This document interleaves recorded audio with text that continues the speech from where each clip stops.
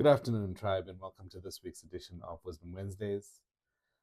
I was looking through my photo album today, going back to about a year ago when I was doing my 40 days of personal learnings, those posts that I started with.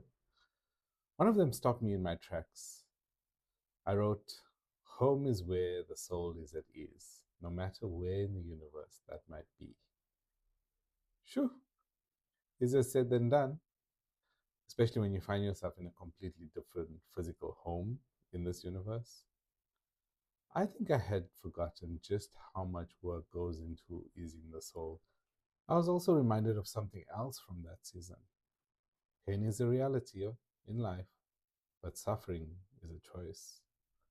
So let's talk practically. What does it actually look like to ease the soul?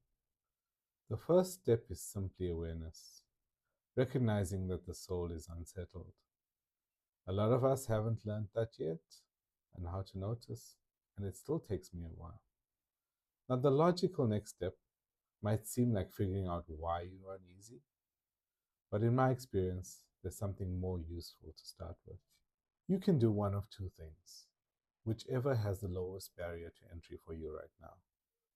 First, think back to a time when your soul felt more at peace. What were you doing then? What was your attitude? Is there something small, one small thing, you could action today and move yourself back towards that state?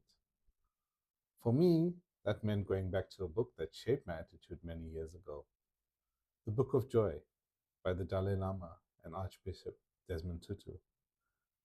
At the back, I remembered there's simple joy practices. Things like setting a daily intention, breathing exercises, remembering, actually imagining what it feels like to be in a better state. And here's what happened. Going back to that book didn't just give me the practices, it reminded me of the attitude I carried when I felt most at home in myself. And that opened a door, a whole list of small, simple actions I could take to choose a better state. That right there, that simple, almost deceptively simple process, is something I use with my clients. You don't have to figure it all out. You just have to find the one door you already know how to open.